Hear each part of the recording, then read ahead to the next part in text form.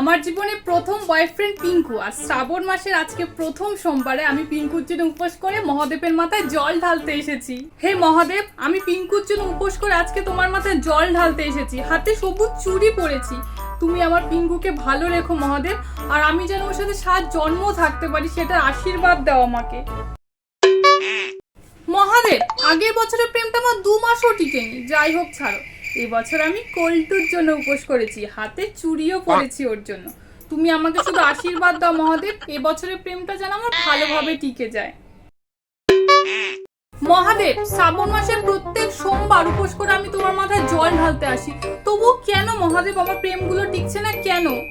যাই হোক, এবছর আমি সন্টুর জন্য উপোস করেছি মহাদেব, তোমার মাথায় জল ঢালতে এসেছি, দেখে নিও কিন্তু এবারেরটা। মহাদেব, এই প্রেম টেম আর আমার দ্বারা হচ্ছে না। এবছর আমি কারোর জন্য উপোস করিনি, আমি নিজের জন্য উপোস করে এসেছি। মহাদেব, তুমি প্লিজ এবার আমাকে একটা কোটিপতি বর খুঁজে দাও, আমি ডাইরেক্ট বিয়ে করবো মহাদেব এবার। মহাদেব, এটা কি করলে তুমি মহাদেব? আমার বিয়েটাও ঠিকলো না, 1 বছরের মাঝে আমার ডিভোর্স হয়ে গেল মহাদেব।